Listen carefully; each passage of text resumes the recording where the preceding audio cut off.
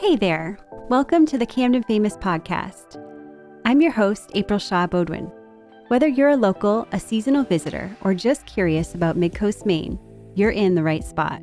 We dive into the stories behind the must-visit places, from cozy eateries and unique shops to can't-miss attractions.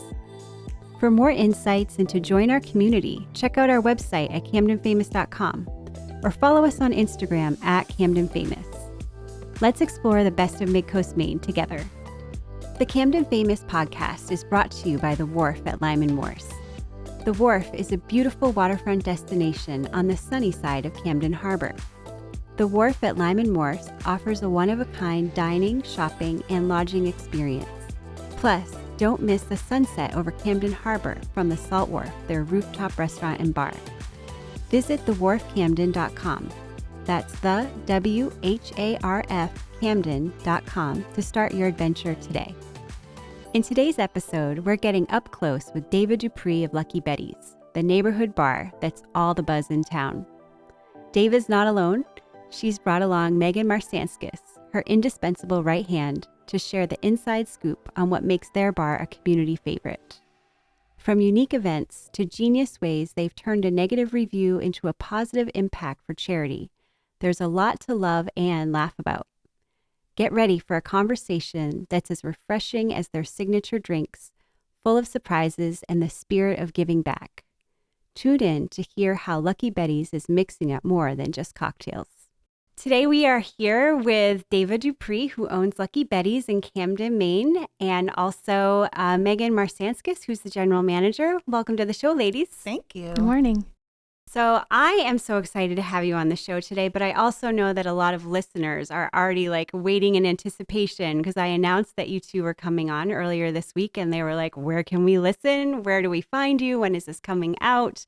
So I'm excited that they're going to be listening right now and excited for them to hear you two talk a little bit about Lucky Betty's. You're kind of an institution. I hope we don't disappoint. How long has Lucky Betty's been operating? It'll be 3 years in September. So September 5th is kind of our unofficial anniversary. September 5th was the first day I opened the bar. I did a soft opening and it's also my birthday. Oh. September 19th was when we opened. We celebrate on September 5th. Okay. And it was maybe a different name before you took it over, Daiva? Before the pandemic, it was called Betty Forever, a woman named Molly O'Rourke. She's the one who did all the installation, the bar, the kitchen, all of it. She turned the garage into more of a restaurant bar. And I was the bartender. And then she had to close down for the pandemic. Yeah. And then reopened and then offered it to me to reopen as my own space. That's awesome. Yeah. And Megan, when did you join? So I don't think that I have an official date. I think I started coming by and just to be with Daiva and have fun and help out randomly, unofficially. And then at some point it was like, okay, are you doing this? Are you going to stay? Are you going to be on the books? Let's do this. Lucky Betty's always gets what Lucky Betty's needs. And I would say so do the employees. And how many staff members do you have on at Lucky Betty's? I don't know. I'd have to count them. Maybe 9 off the top of my head. 9 people. Yeah. Wow. We all have nicknames. That's right. You do. And so what are your nicknames? So I'm Lucky Betty. I'm Clutchy Betty. Clutchy Betty. Not because she's clutchy, but because she's clutch. Ah, okay. I like that. And she definitely, whenever I am looking on Instagram, you're always featuring her and saying how much you need her to run the show. So yeah. When I invited you on, I was like, why don't you bring Megan too? Yeah, there would be no Lucky Betty's without Megan. Well, I will say that it's every time it feels so good to have such support from an employer / friend. It's weird. It's a weird intermingling, but yeah, I feel very loved and supported all the time. That's amazing. That's, the dream. I feel like the Absolutely. American dream has shifted over the past few years to really landing in a spot where you feel seen, where you feel like you can fully be yourself at work and celebrated for it. And I definitely get that impression. I try. I hope. I would say I think that is how the customers end up feeling as well. It's a loving and supporting place to be for anybody. I know that your regulars are like rabid fans. Like there is a cult following for Lucky Betty's, and there's a reason. Can you both talk about your regulars, and also you have a really unique space? So for people who haven't come in and visited Lucky Betty's before, that maybe have just driven by, maybe they've seen the smoothie shack and they've seen some seating and they didn't know if that is just for the smoothie shack. Tell us about what it looks like physically to be inside of Lucky Betty's. Well, it's an old garage that Bob Oxton owns. So it's like an old Gulf station. And it's, I don't know, we have a lot of vintage bar artifacts, vintage garage artifacts. There's drippy candles everywhere, some of which have grown so tall that we had to retire them. It's bright and colorful. And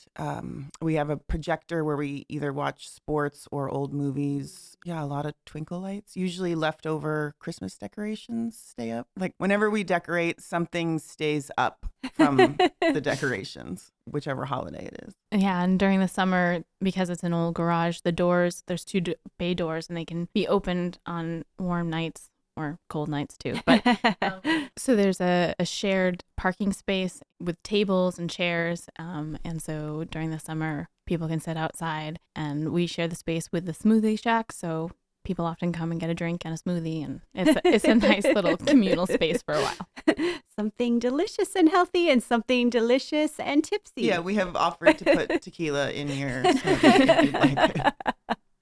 It's nice because especially when the doors open, you can feel like you're outside, even if you're inside. And you have some great hours. I feel like they're really unique from other bars, even in Mid-Coast Maine. So we're recording this in March, but our listeners are going to be hearing it in June.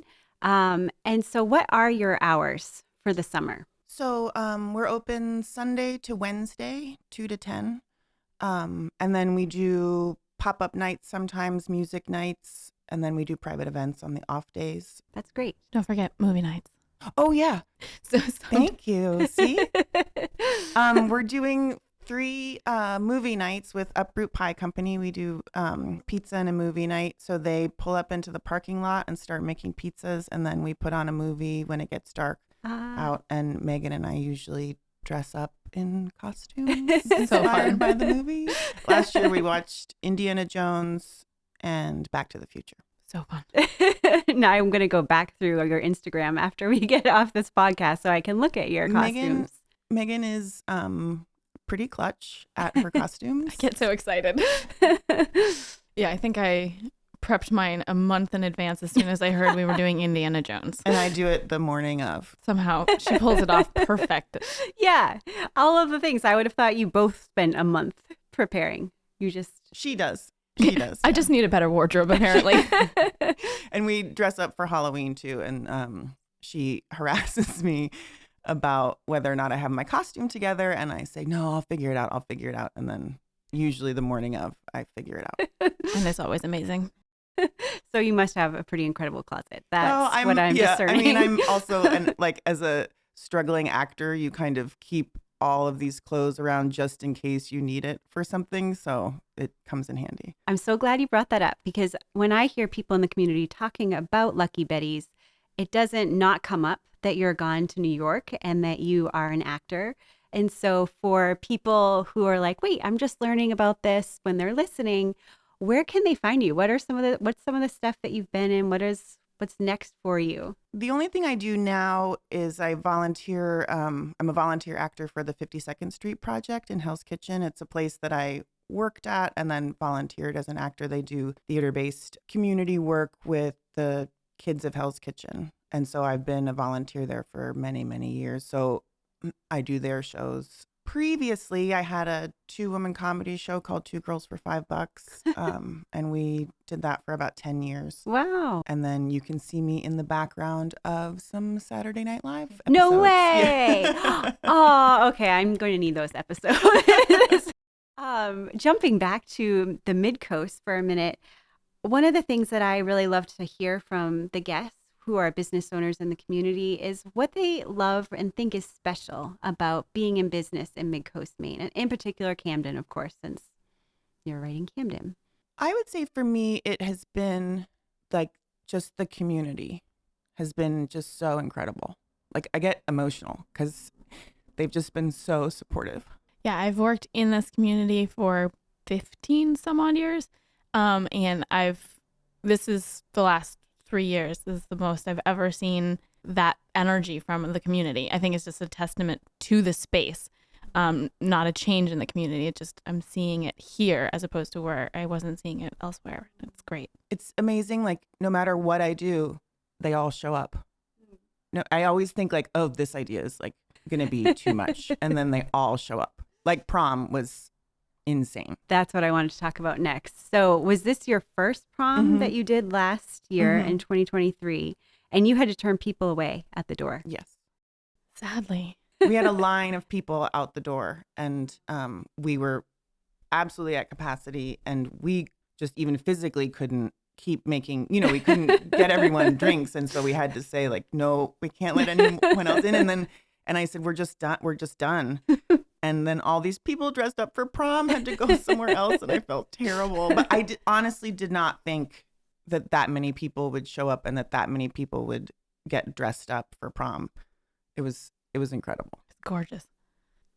I was on Instagram last year that night and I hadn't planned to come, but I saw all kinds of people. They were taking photos like with their cars and their old prom attire, and they were so excited to go out. It was like the thing to do in Maine, not just in Midcoast Maine or Camden. It was like people flocked to it. And you're going to do it again this year. Yes. Yeah. I think we're going to sell tickets just to make sure that if you plan on coming, you can come. Sure. Yeah. Yeah. And you do a lot of events in the summertime, especially. Like that's when I notice, everyone is outside. They're sitting at tables. The inside is filled up too. I went last year when Kate Fiano was singing. So you have musical guests come in. You do the movies. What else do you think you might have cooking? Or do you rely on your customers to kind of help you generate some ideas for what you're going to put on? I think people always get excited about sharing their ideas of what they think could be fun, but not everybody can understand all of the other work that's going on that nobody sees in the background of any business. That would be. That being said, love the ideas. Like we just can't always implement them, even if we want to. There's only so many hours in a week. But that being said, yeah, we like to collaborate with other businesses. That's been a really fun thing because a lot of it feels like throwing a party for 8 hours, which is intense. Yeah. So it's really fun to collaborate with like Uproot Pie Company and Wiley's Good Food, and that's been really fun. And you have Ruckus Donuts brings in donuts every Sunday. And what's crazy about that is that when I was just coming up with ideas for the bar itself before I opened, I was making a menu and I wanted it to be a very accessible, just easy menu so that if no one showed up for work, I could do it. And I actually did it on my own in the beginning anyways. And I just was brainstorming what I could do for dessert. And I wrote Ruckus Donuts like it's just a random piece of paper. And then eventually there he was delivering donuts. He delivers them every Sunday.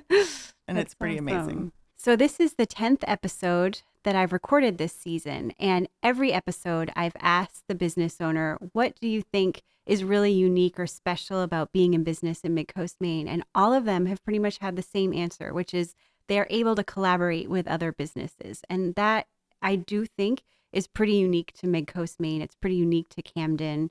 And that's something you're answering before I even ask, to say like, hey, Todd Gross actually delivers donuts to you on Sundays. That's so cool. Have you felt that from other business owners too? Do they reach out to you and offer and see if you can collaborate? Or is it usually kind of your idea and you reach out and... No, everyone has come to me. Our first collaboration was with North Beacon Oyster. Oh, and okay. He was the one who said, I'd love to do a pop-up if you want. And so he would come on, we did like every other Monday and we did a garage series. And then after that, Kyle from Wiley's approached me. We do a Pride event the last Sunday in June, just like we do in New York. And this past year, Vicky from Laugh Loud, Smile Big reached out to me and just said, I want to contribute. And she made all these mini cupcakes, pride flags and lip prints on them. And it was just so thoughtful. And we just passed them out. It wasn't for money or anything. She just wanted to be a part of the event. And that was really, really lovely. That's awesome. And you're doing another Pride event this summer too. Yeah. Yep. And it will be the last Sunday in June. I know there's a few people in the community working on events. So after this podcast, I will give you some names because I'm sure that you could all collaborate together. One of the things that I definitely want to chat about is the merchandise. And you have kind of a funny story about some of that merchandise. Yeah, I think one of our most popular pieces would be the breathtakingly incompetent hat that we sell. And tell us the story behind that. Well, I was given a Google review that Megan tried to hide from me. Sorry. We were at work one day and she said, good reviews are coming in, because she gets the alert on her phone because she set up me being a Google Google location or whatever. And I said, oh, really? And she said, yeah, they've been great, and handed me her phone so I could see them. And the first one I saw had 1 star. And I was like, 1 star? And she tried to snatch her phone out of my hand. And I was like, no, let me read this. And I have it memorized. This is an old garage turned into a bar, and it shows. The menu is out of a microwave. The drink list is bested by any local gas station. The ambiance is of a bus terminal. Plus, the owner-operator possesses a breathtaking level incompetence, and that is his typo, not mine. Oh, I wish we had opened with this. This is hilarious that you have it memorized and you can perform it so beautifully. I read it to so many people that day. I had it memorized by the end of the day. I think we need you to do a dramatic reading of this one night. I mean, it was so atrocious that it was funny. And there might be, I try not to look at them. If I was having a bad day and someone wrote like the bartender was on her phone a lot, like that would make me really upset and I would feel terrible that someone had a bad experience. But this was like, I mean, don't come for my ambiance. Like, what bus terminal have you been in that looks better than Lucky Betty?